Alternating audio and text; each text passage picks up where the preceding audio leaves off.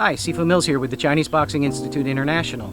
Today's video is a special request by one of my online students who's been practicing Tai Chi with me for quite some time.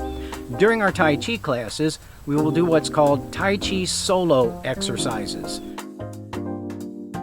The solo exercises are when you take one movement from the form and repeat it in a cycle over and over again. This helps your form become much more fluid and helps you concentrate on perfecting each individual movement from the form. So today, we're going to do some Tai Chi solo exercises. The first solo exercise is introduction. This is the first movement in section 1 of the Yang Tai Chi Solo short form. The exercise is performed exactly as in the form, except that it cycles back into the same movement. Since most movements in the form go into a different movement next, the transitions at the end of the solo exercises are modified slightly to circle back into the same movement again. The idea is to have no real end to the movement. Every movement should flow right into the next movement. By practicing the solo exercises, you develop a continuous flow with each movement, making your form much more fluid.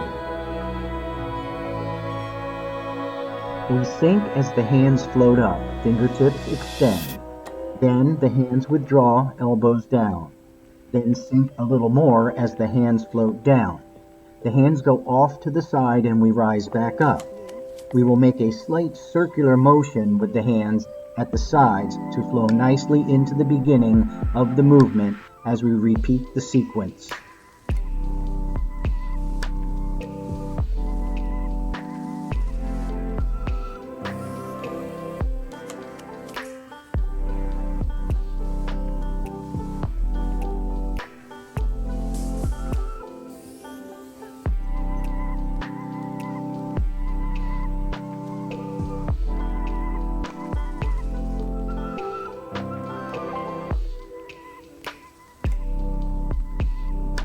Our next solo exercise is wave hands.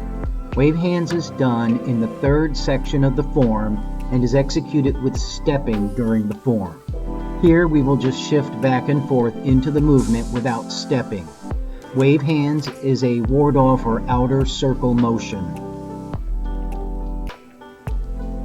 In our Tai Chi, we emphasize the sinking and rising of the body while shifting, as well as the turning and silk reeling during the movement.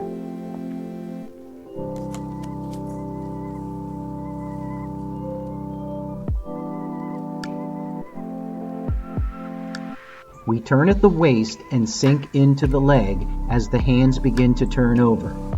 Then shift the weight, turning back to the front and rising. Repeat on the other side. Imagine holding a ball in your hands and turning it over on each side.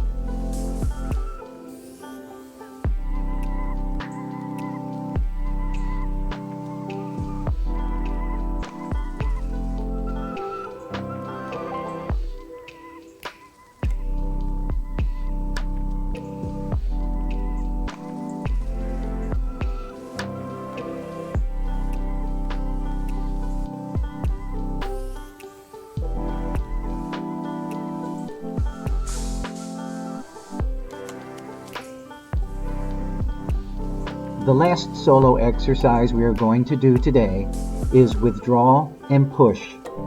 This movement is repeated several times throughout the form. It is done with both the right side forward and the left side forward.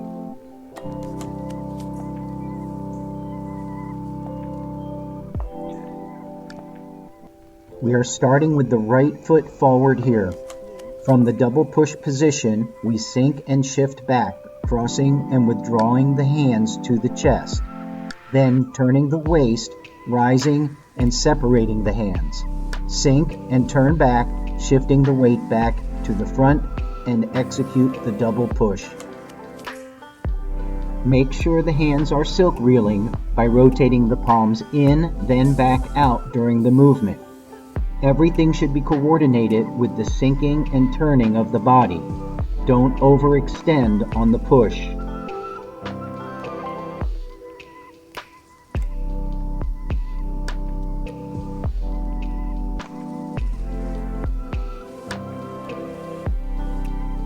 We will now change our foot position from the right forward stance to the left forward stance. In the form, the withdraw and push is done on this side following the step forward, deflect downward, parry, and punch sequences. By isolating the individual movements from the form and practicing them as solo exercises, you can concentrate on perfecting the movement with flowing transitions. Doing the solo exercises will help your form become more fluid. You should also concentrate on coordinating your breathing with the movement, making each solo exercise its own form of Qigong.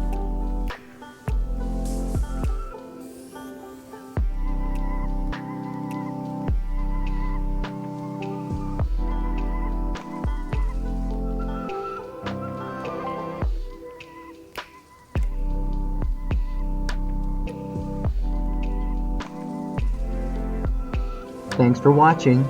I hope you enjoyed the video. If you liked it, give me a thumbs up, and don't forget to check out my other videos on YouTube and visit me at sifumills.com.